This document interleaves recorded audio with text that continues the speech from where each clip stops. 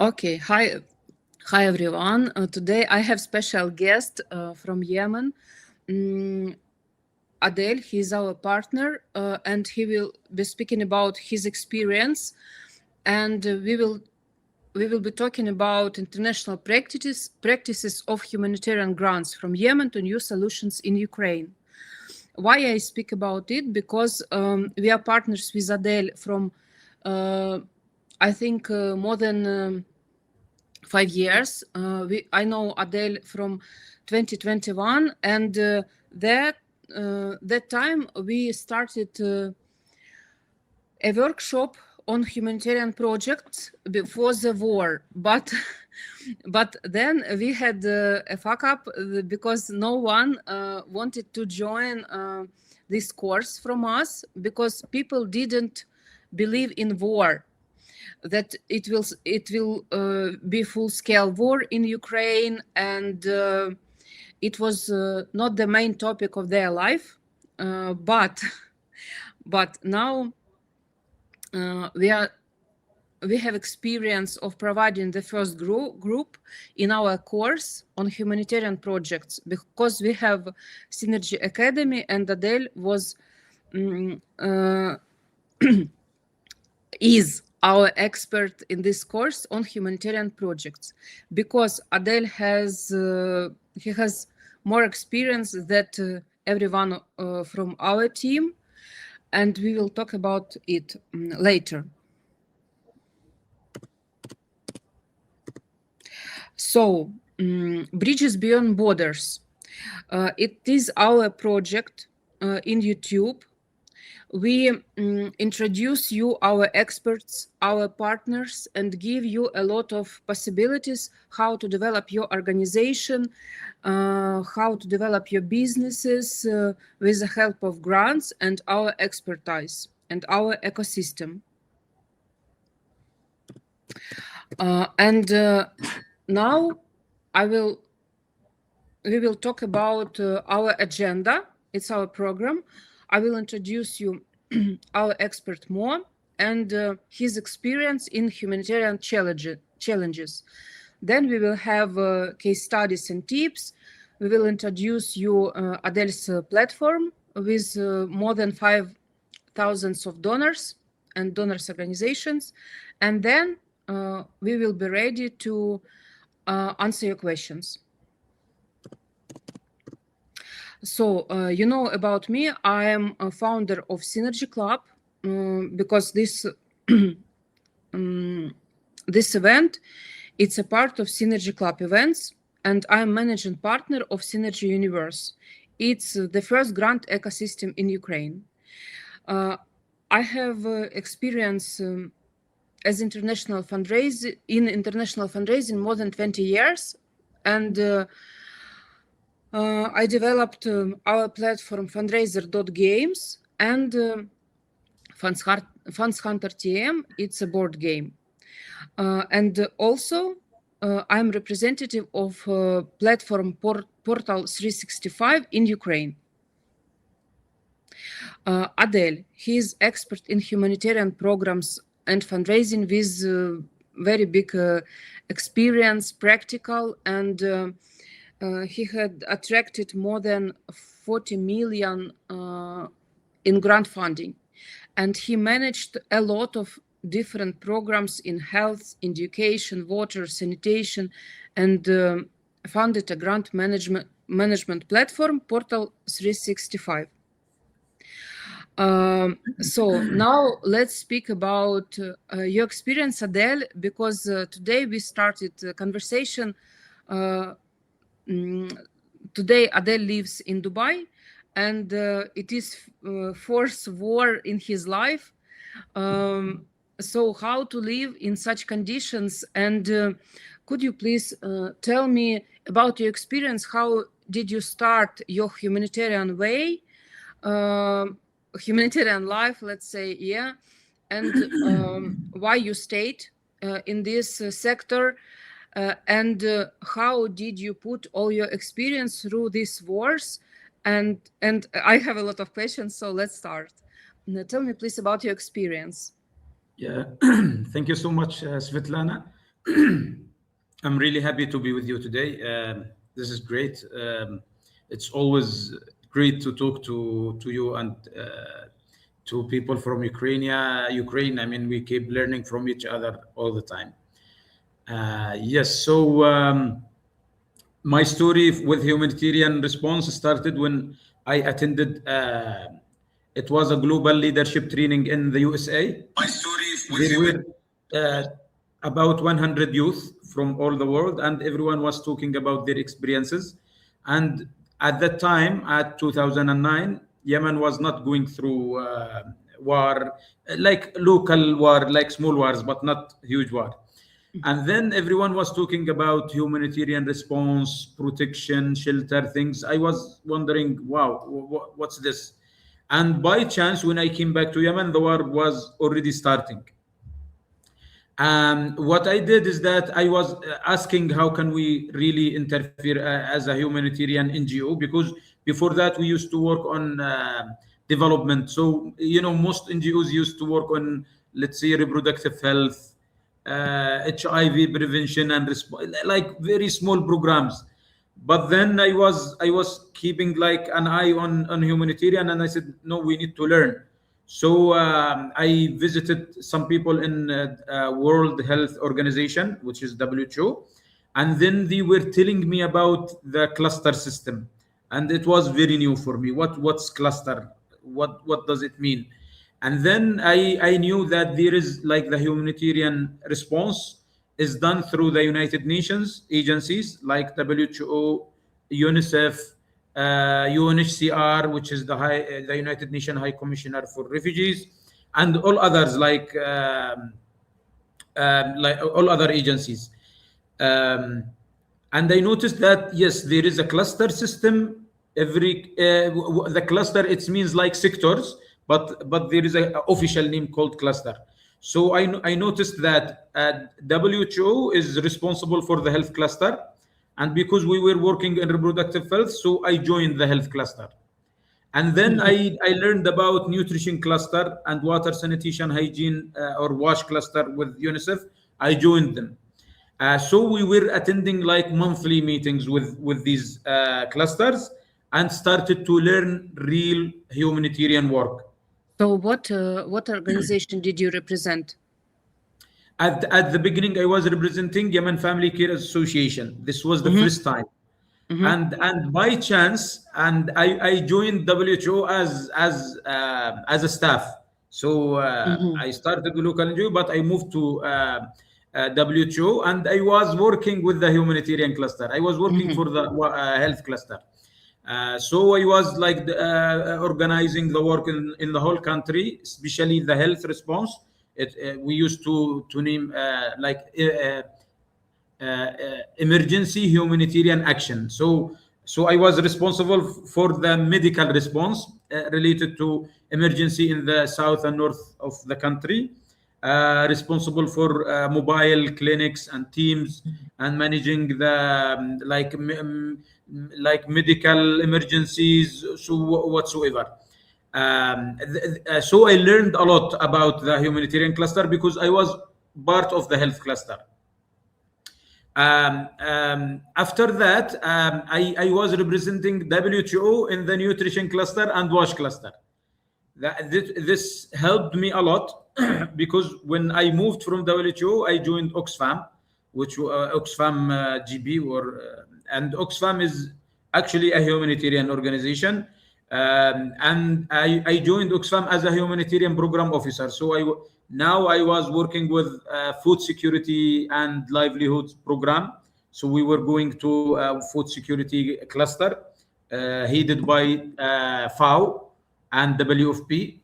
So all agencies working for food security and livelihoods, they join this food security FSAC cluster. So the name is Food Security and Agriculture Cluster, headed by FAO and WFP, so both of them. So the first tip, I think, for our participants should be that they should join one of the humanitarian sectors, yeah? Yes, they should define their sector and then join the clusters. It's very important, because by joining the cluster, you will be part of the humanitarian response. Why? Because they have regular meetings, like every 2 weeks or 1 month, there is a regular meeting. Everyone is talking about what they achieved during the month, and where are the gaps, and where are the needs.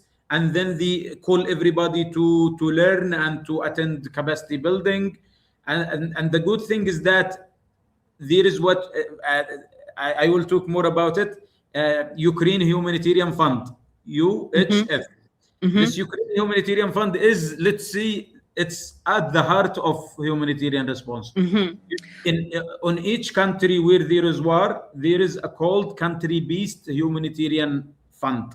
So like in Yemen, it's called Yemen Humanitarian Fund. In Ukraine, it's Ukraine Humanitarian Fund. So it was the first step to join the cluster, but the step pre-first, abo zero point is to understand that there is a problem. Yeah, I think. Yes. So when you join the clusters, you will understand the problem, the gaps, where is, or let's say where everybody is working throughout the country, because now, especially for the NGOs that did not work on humanitarian response, you need to be active at least in your area, and then you become partner for humanitarian NGOs. So for example, just as part of my story, I left Oxfam and started my own NGO. It's nahr.org, nahr.org. What was the purpose of this NGO? When I worked for United Nations, when I worked for Oxfam, and I worked also for World Bank and USAID, I noticed there was a huge gap, and I learned a lot. So I decided to go as local NGO. I started this, and I joined all the clusters as a national NGO. So I joined education cluster, and because there was no local NGOs, so they were very happy about that. And we were nominated as a member of strategic advisory group for the education cluster.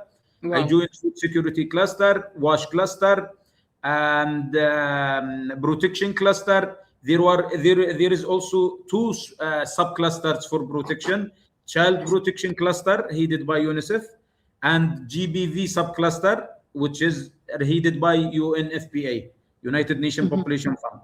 So these clusters, I was also the shelter cluster, the camp management and camp coordination cluster. So there were a lot of clusters at the time, and still, if not all, I'm sure most of them, they are still working in Yemen and also in Ukraine. And so being part of these clusters, now, every donor, every big NGO or United Nations agency, they consider you a partner, even if you don't work with them, but like a potential partner. I was attending, learning, writing proposals. Luckily, I was really good in writing proposals, because of my previous work. So every time they ask for proposal, I submit in few days. So this helped me to get funded, firstly by education cluster. So I remember it was $100,000 for education. This was the first funding we received from UNICEF. And then we had a big funding from the WASH cluster, water, sanitation, hygiene, because we were joining with experts. So I was attending as an expert, because I had at that time more than 6 years experience, but also I hired good team. So for example, for the WASH cluster, I hired civil engineers. Usually the WASH cluster, water, sanitation, hygiene, the experts in this cluster, they should be engineers, because they usually talk about water projects, sanitation projects. I will not be able to understand. So the third tip, it is to work with professionals, yeah? Yes. So in education, I was trying to hire people who were involved in teaching. So they will talk about schools, about curriculum, about let's see, fathers, mothers, councils, everything related to education. So it's really good to bring someone with the background of education as an education officer in my organization. And they were attending, they were active, and also there is a tip: all the team that attend the cluster, they should have good English language, because usually the clusters they took in English because they are all international NGOs, the United Nations agencies, and you need someone who is good in English so that they can represent you, they can talk, they can understand the discussion. Yes. For the food security cluster, I remember I hired many, but one of them was, let's see, has PhD on agriculture, so they were like experts attending. He was a graduating, like a USA graduate. So when they were attending, like representing an NGO, we were really rating high, like experts. That's why we could get a lot of funding. Like every program, the food security program, the skilled, we became good partner for WFP as one of the two biggest partners for WFP in the country. So we were working almost in 10% of the country, like distributing food baskets every month. And like we worked with UNICEF doing a lot of water projects, sanitation projects in small cities and big cities, health projects. Like we were participating in implementing really huge projects, whether in education, on health, water, sanitation, hygiene, food security, even in shelter. We were working as separate teams. So every cluster we had a separate team. We trained them how to write proposals, how to manage projects. So it was like we try to copy the experiences of international NGOs. And I think the first tip is to work with people who knows English well. Yeah. Yes, very important. Very important. Very important. Okay. What you know. When I started to work with grants, it was 2004. It was 22 years ago, not 12, 22 years ago. And we didn't have war also, but I started to work with grants because I didn't like what is happening in my city, because we had a lot of problems. It was finish of Soviet Union, and we had a lot of problems with this decentralization and a lot of problems. And I wanted my children to live in a security place.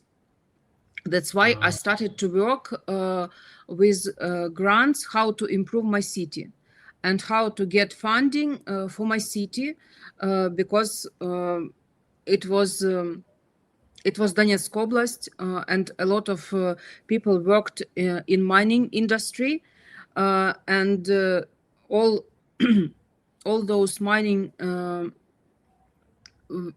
most of them were closed, and people didn't have work. People had a lot of problems with money and sometimes with alcohol, etc., etc.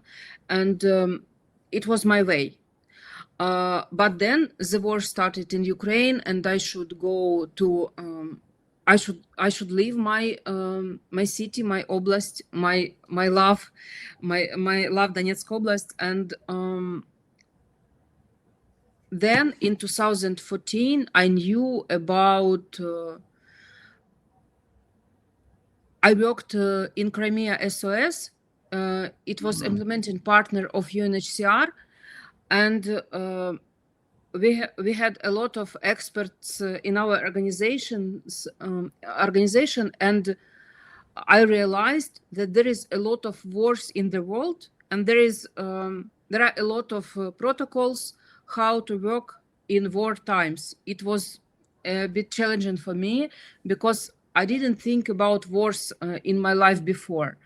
So and now we have full-scale war, and now I understand that there are a lot of wars, and we should go through this time, and we have instruction how to work in the war times. What is the situation in Yemen now? Can you tell me, please? Because a lot of people in Ukraine were surprised that you have blackout, etc., for more than 10 years. Yeah. So Yemen is going really through really difficult situation.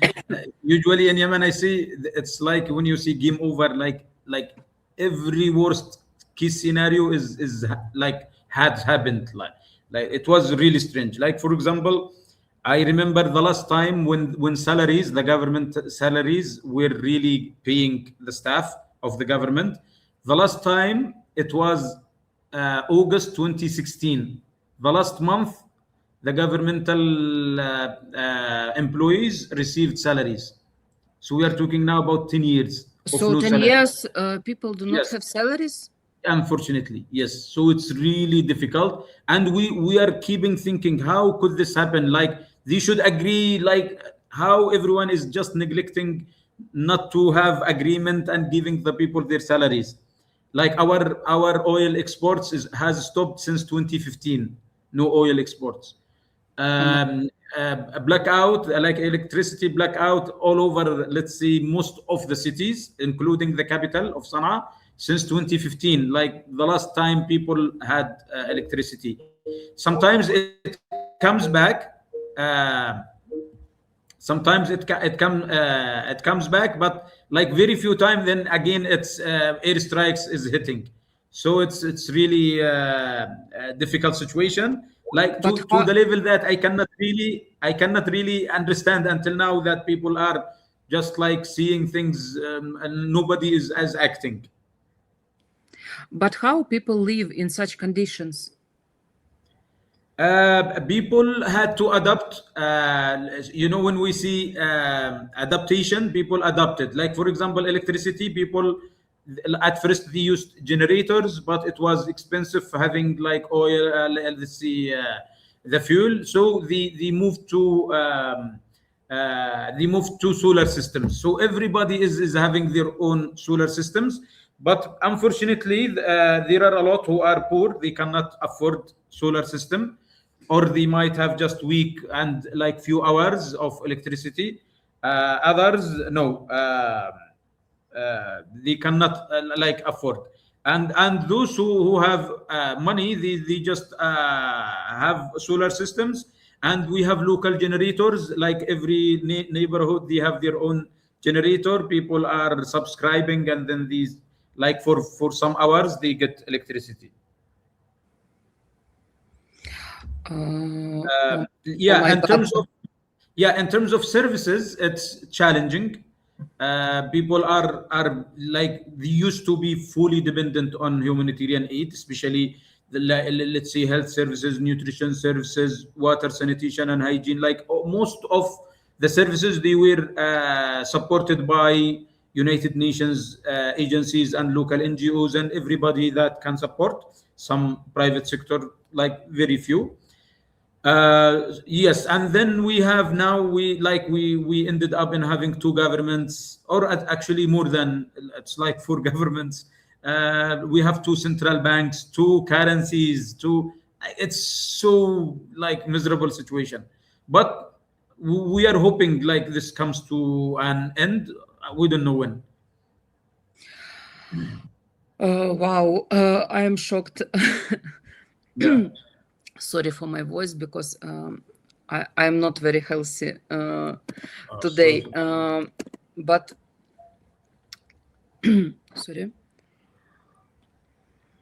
But more, I am shocked because of this situation, and I think this our meeting can be a good explanation how to live further, how to live if the world war will start immediately. Let's speak about key challenges, yeah? Because after that, you moved to Europe, yeah? Can you tell me more about this experience and why it was strategic thing? Because you can help to people in Yemen, yeah, from secure place.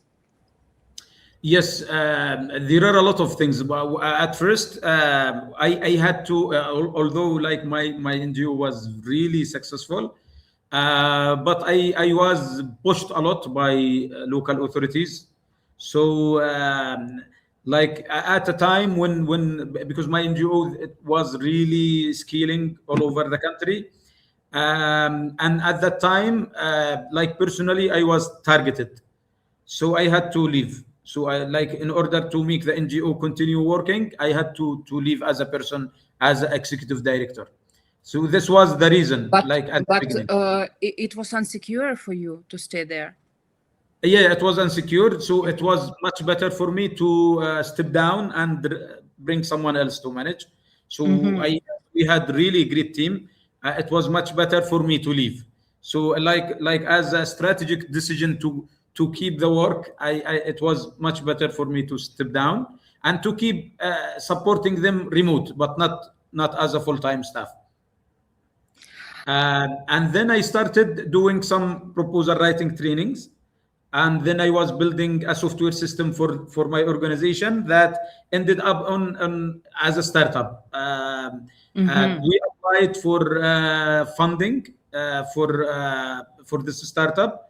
And we received a startup visa program to Estonia. Then we moved to Lithuania. It was like some logistical things.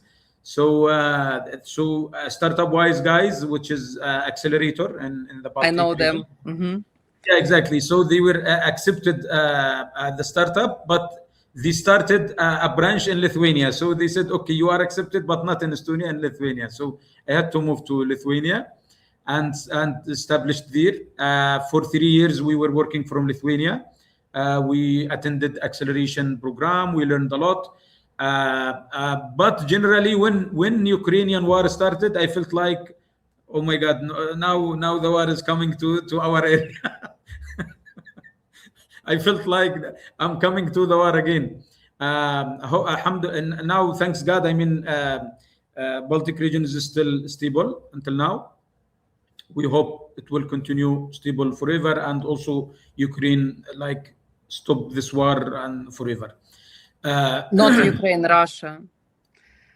Yeah. I mean, yeah, Russia stop war for sure, but let's hope. I mean, this wish or hope is for Ukraine to be peaceful. Yes. Forever, inshallah. Yeah. Yes. So in Europe, the life was good. The work environment was good. But I noticed, because we are humanitarian, let's say, driven startup, I felt like Lithuania was not the right place, like for this startup to survive. So I had to move to Dubai, because in Dubai it's very close to many countries. To move to Jordan, Saudi Arabia, to east of Africa, to most of Middle East region. And it was good, because when I came to Dubai, it was easy for me to sell the product in many countries. I feel it was the right decision. We survived until now. That's really good. And we improved in terms of the software work, in terms of trainings. Now we are working to publish NGO Academy that is mainly focusing on Arabic content for humanitarian response, but also we will produce English, but the Arabic content will be more the main focus, because in Arab I noticed, like in Ukrainian and Arabic and on other than English, the content is not really strong enough for non-English speakers. So that's why I decided to focus on Arabic and also in English, but more in Arabic. Let's talk about your platform. Could you tell me a little bit about this platform? How it can be useful for Ukrainians and for other people? Because we are waiting. We are not waiting for the world war, but it will happen because other countries decided to start it, and how it can be useful for now. Tell me about why we should work in this platform. Yes, at first, NGOs, they need, it's like companies. Like now when we are on a level that every agency should have their own management system. This is a basic thing now. So the problem with NGOs, especially local NGOs, they don't use management systems for their own projects, especially the integrated systems that can integrate monitoring and evaluation, reporting, project management, writing proposals, donor search. So when you go to international NGOs, all of them, they have software systems, they have management systems. Like, for example, if you go to Oxfam in Ukraine, they are reporting directly through the system to Oxfam in UK or Oxfam in maybe you have more than Oxfam, because you have Oxfam UK, Oxfam Germany, Oxfam Spain. I don't know which Oxfam is in Ukraine, but I mean, usually they have systems they can report directly. As a program manager, you need to have your reports, you should have your KPIs, indicators, everything like documented, like timely.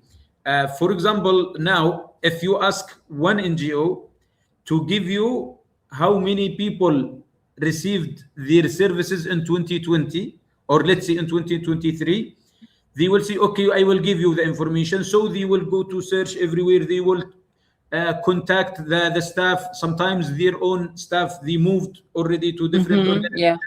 So they lose the information, they lose the data. Yeah. Everything is amiss. So what we do is in Portal, it will help the organization to keep their own like archiving, reports, and a number of beneficiaries, how many men, women for every project, how much money spent, it's like the heritage, like they should keep all their data and information and reporting. All the information from the organization. And I agree with you that when the one person goes to another organization, we lose all the data, all the material, all the passwords, and Yes. there is no information in one place, and a lot of our clients, when come to us, they don't understand even what grants they Yes, want. they used to work. Even the agreement, sometimes you might have a call from your staff, where is the agreement of that project that was implemented 5 years ago? Why should we have this conversation? We should have one system. We put all the reports, final reports, agreements. This is like an NGO management system. At the same time, this system is giving you funding opportunities, give you data of the donors. So it helps you to keep updated about the available donors and funding, and helping you to improve in that side. So it's like you manage your funding team, you manage your project teams, you manage as a CEO or executive director. You will find your organization in one system. That's in general like the basic idea of the Portal 365. So everything in one place. And also, I should say that it is easy to write grant proposals, because you have everything there, and you can send, you can put your logo and send it directly to donors in PDF, very good format. Yes, and the good thing, Svetlana, I have the cat. Okay. Okay, sorry about that. He's alive. Yeah, because it dropped Okay. something big, but now it's alive. Okay, it's great. Okay, yes. I'm confused. What I was talking about. You were talking about the possibilities of the platform and why it is easier to write grant proposals with the platform Yes. than without it. Yes, yes. So we in the system we put like available data in the programs, like related to indicators, outputs, outcomes, activities that are, let's say, that are standards that are used by most of the donors, the same activities and indicators. But the good thing is, Svetlana, in the last week, I didn't inform you yet, but this is a good chance to tell you that we started the artificial intelligence, so AI now in the system.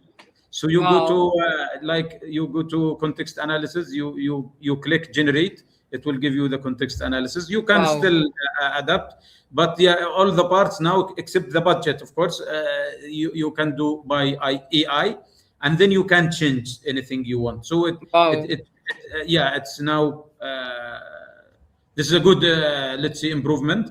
I know there is a lot of discussion. People talk about.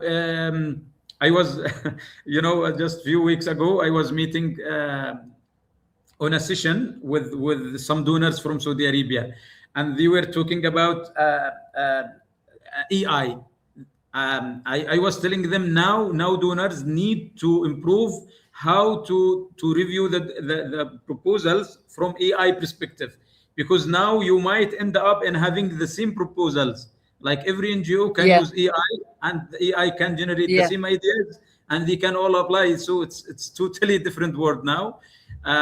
So how can we really have different proposals that keep the same, let's say, structure, the way the proposals should be done? How can AI help us but not disrupt the work that, usually donors before, I remember European Union, they used to have a call for proposal and receive about 30 or 40 proposals. Now, if not any donor that have funding opportunity, they might receive 5,000. 5,000 proposals. 2 days ago, we realized that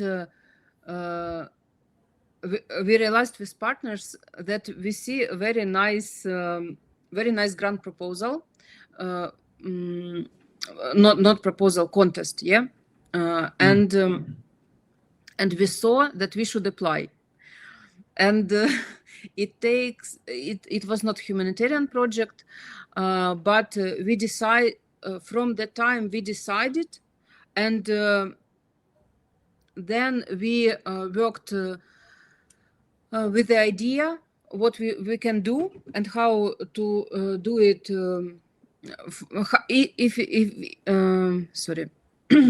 If it's okay for our strategy or our partnership, etc., and we started and finished the proposal in 1 hour and 4 minutes with artificial intelligence.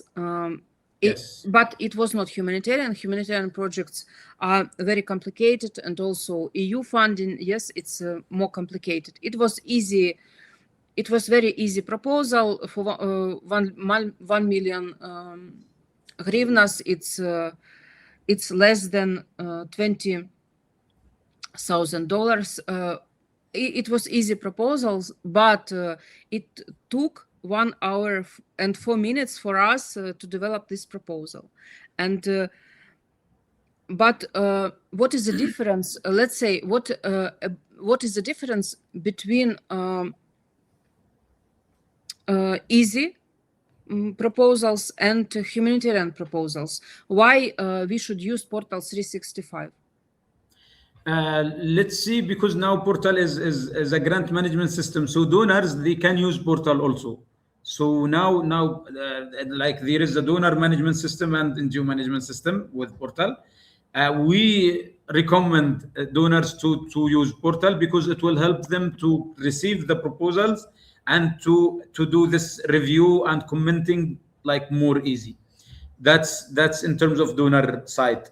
In terms of NGOs, I can see now the real challenge is not the writing the proposal. The challenge is to understand the proposal, because to understand the proposal and to develop the organization.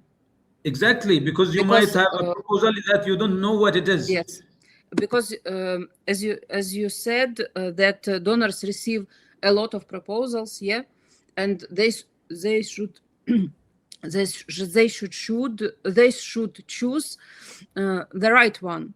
How can they choose the right one? Yes, so Svetlana, there are very small things that maybe NGOs will not think about, but they are very critical. For example, number of beneficiaries. So sometimes the AI would suggest for you, like I remember just 2 days ago, we were developing a proposal, and then it was through AI, we were doing the test, and then like the AI is insisting that we put 5,000 beneficiaries. And I was telling the team, this is a very small budget. It should be just 350 beneficiaries.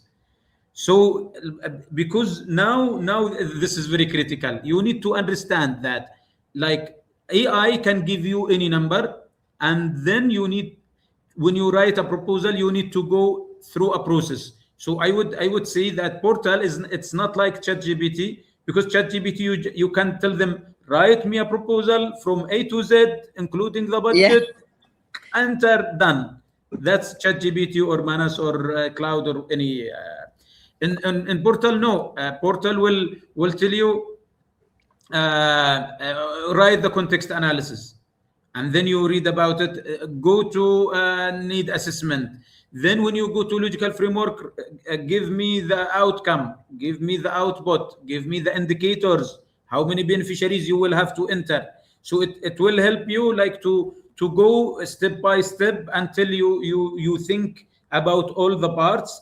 It will help you to develop the proposal fast as like any AI, but it will keep you thinking about a number of beneficiaries. We also give learning about that. So I believe Portal will give you more chance to understand the proposal. At least let me see. And it is cheaper than ChatGPT, yeah. Yes, yeah. You because you can subscribe $60 for the whole year, not like every month. So it's cheaper. But also it will not just give you writing proposals. It will also help you to manage your projects and doing like some reports. I think we should make another webinar about Portal 365 with new features. Yeah. Yes. Let's plan. Yeah, sure. And it can be free for all our subscribers in YouTube, and they can join all the time to the platform. Yes, that would great. be really good. Yes. Great. I'm ready. We will make another. Video on our YouTube. I will write it. Wait. Ruslana will write you about the date, okay? Yeah, sure. And for now, let's continue about things that how organizations should be ready for the grants. Yes. Because in Ukraine there is also such situation, not very good with income, etc. But we have a lot of grants, but very low percentage of successful grants, because donors receive thousands, but only some organizations receive grants. What is the problem, and why? How organizations can start their preparation for the grants, for working with grants? Yes. So when we talk about national NGOs, like the country-based NGOs, national NGOs, usually like the biggest challenge is how to be prepared in terms of preparing policies and applying the policies, and also building the team. So these two things need to be very clear. Like, for example, when I talked about Ukraine Humanitarian Fund, the good thing, if the NGOs started to look for the clusters, they can search online. They can search for the clusters, and they should send email. They will find the email of the cluster coordinator and the reports online. And then they can send, we would like to join the cluster, and they will ask them to provide some things. For example, their strategic plans. They should have some things they might ask. Sometimes they will just accept. And then if they attended the cluster, now they should attend regularly because they were learned. And then they should apply to get the membership, not the membership, but the partnership of Ukraine Humanitarian Fund. Why I'm writing this? Because usually this humanitarian fund, they have regulations. They have, let's say, they have operational manual and eligibility criteria. I believe if NGOs have prepared to apply for humanitarian fund, they will have to improve. There are things that will have to improve. For example, safeguarding. Safeguarding is now due diligence assessment. Is asking, Due diligence assessment. Due diligence, yes. So they will go for policies, conflict of interest, child safeguarding, gender equality, a lot of things, a lot of policies. They should prepare it. And if they succeeded to go to the humanitarian fund, they can succeed to go to any funding. I believe this is an indicator. And why I'm raising this? Because I noticed in Yemen, for example, and in Syria, humanitarian fund, and in others, usually NGOs, they are very much eager to go the humanitarian fund. Why? Because humanitarian fund, they never say no. They say, okay, but you should have you should be eligible, having all these policies and requirements. So it becomes like their motivation to improve, to prepare their policies and things, and get ready for humanitarian fund.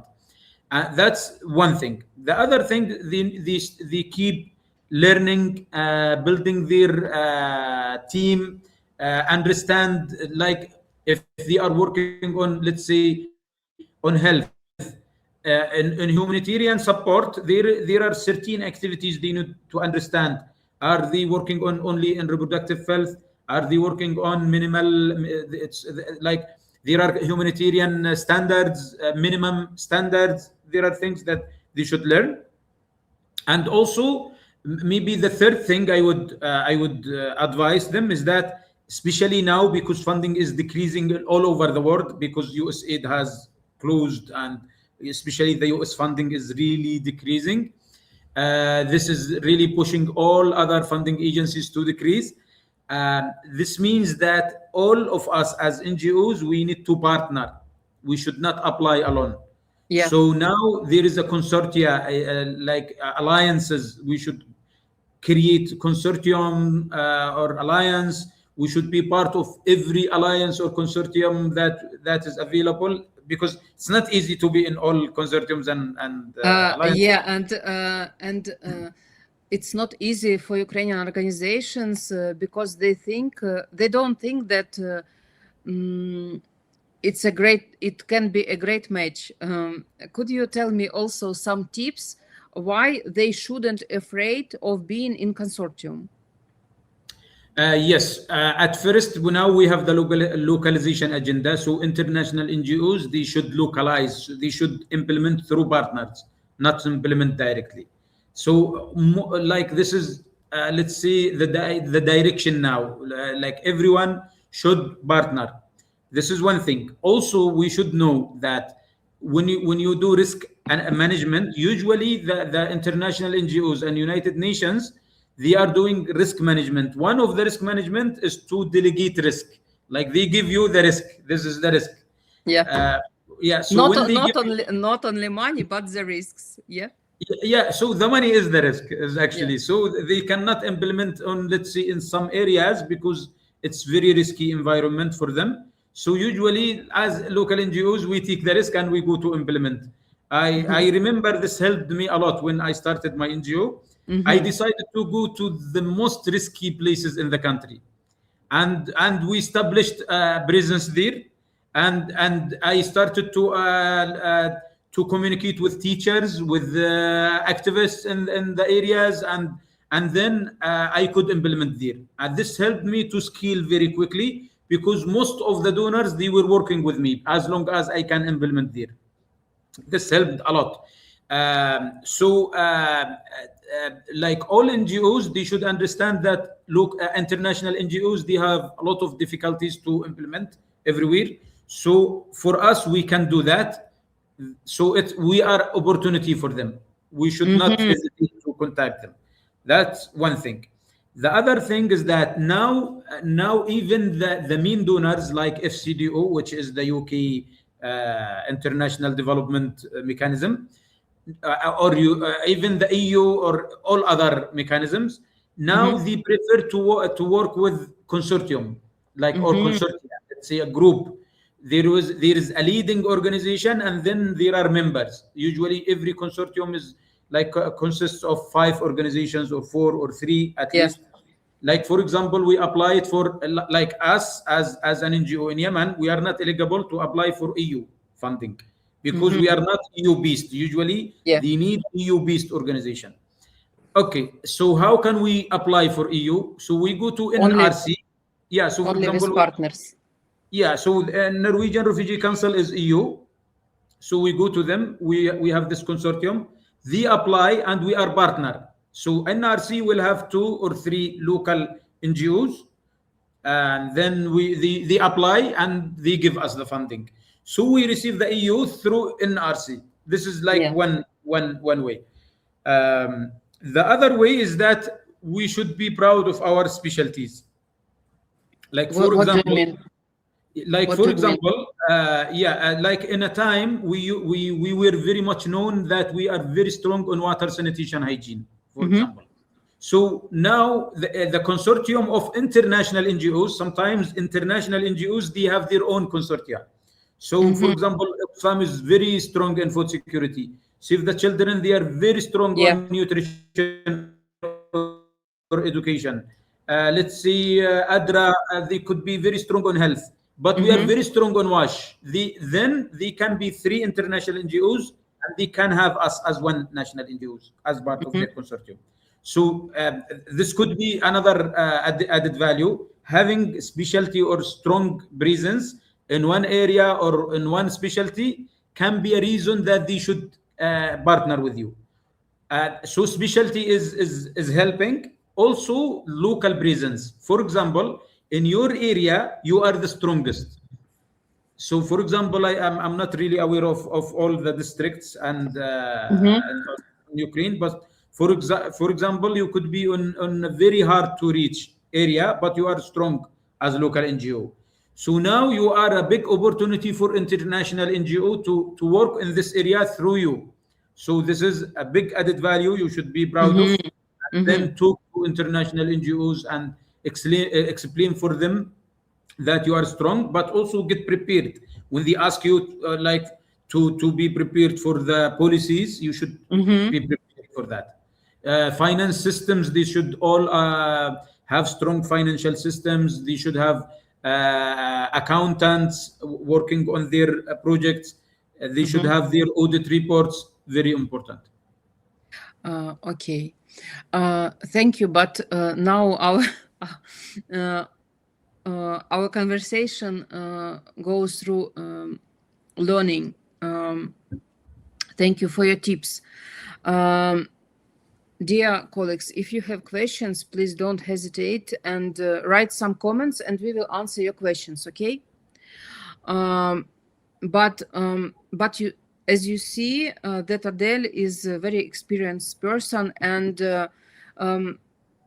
now he agreed to talk about the platform and how you can use it and how you can run your NGO. But we receive a lot of questions if it can be useful for businesses. or it's only for NGOs? You mean the platform? Yeah. Yeah, so it could be for businesses, but especially if they are consulting services, if they Yes. are like project based, it could help them to be more organized. Yeah, it could be like a project system. It could be So, used, but it needs more explanation for them to understand. Yes. Okay, so we invite a lot of consultants to the platform because they can work with different NGOs inside. Yes. Yeah. Yes. Thank you. Okay, I don't see the questions yet.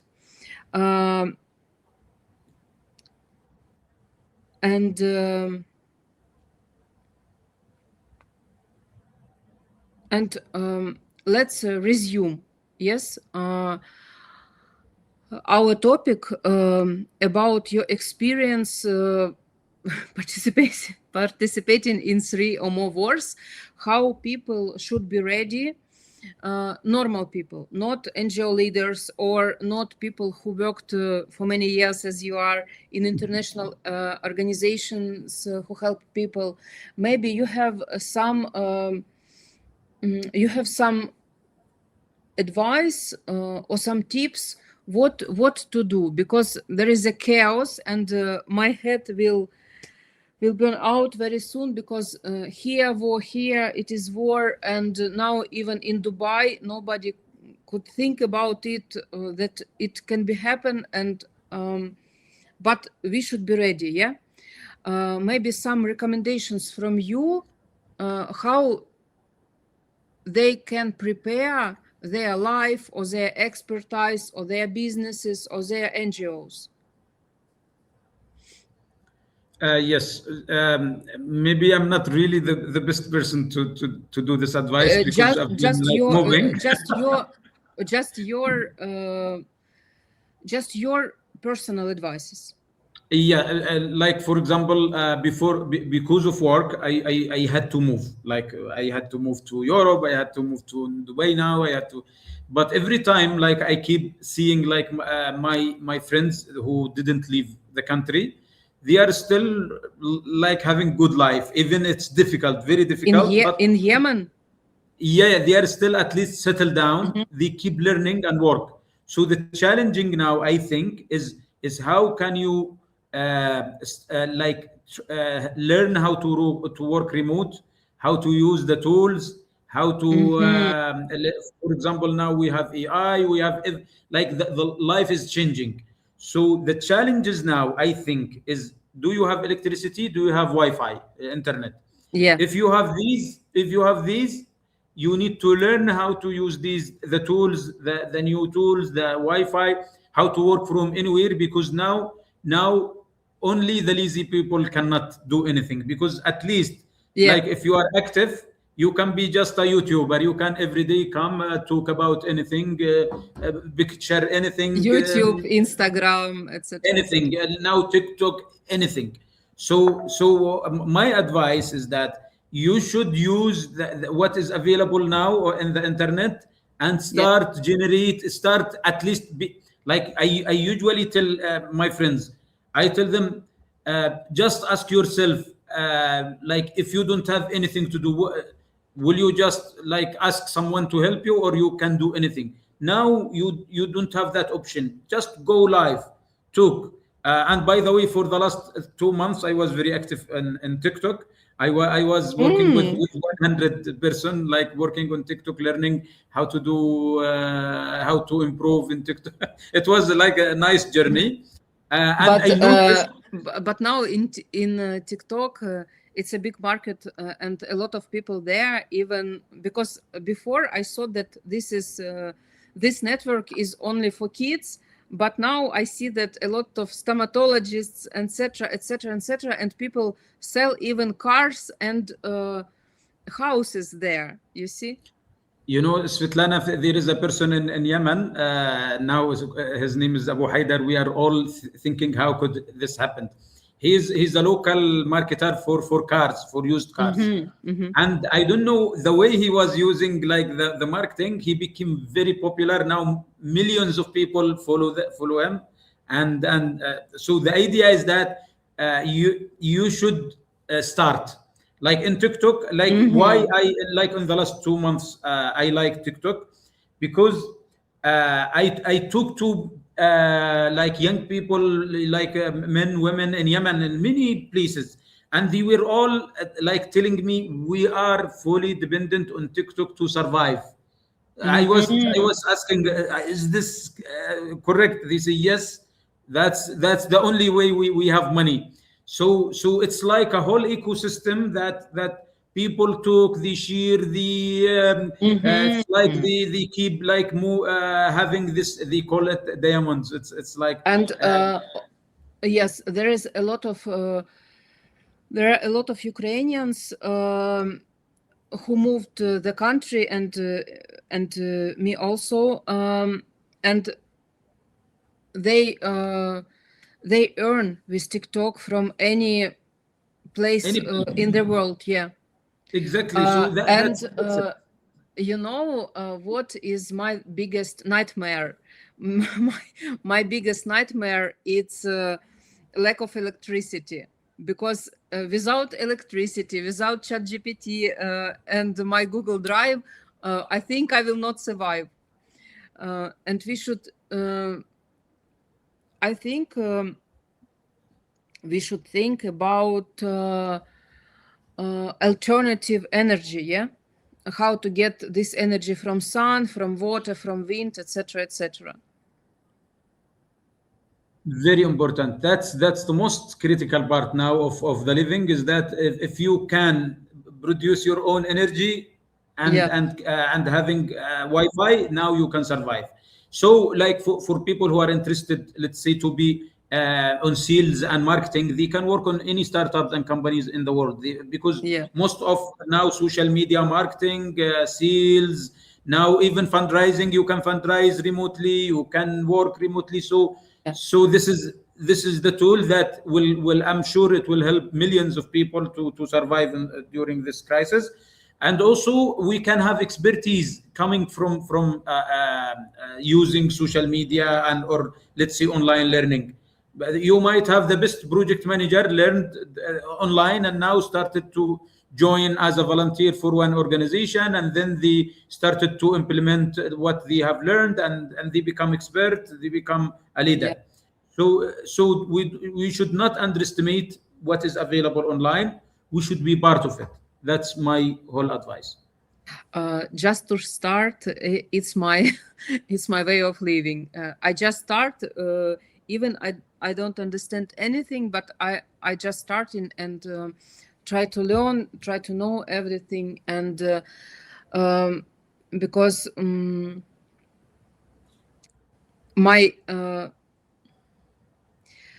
not logo, but the phrase of my life, it's it is possibilities are not given, they're taken. Yeah.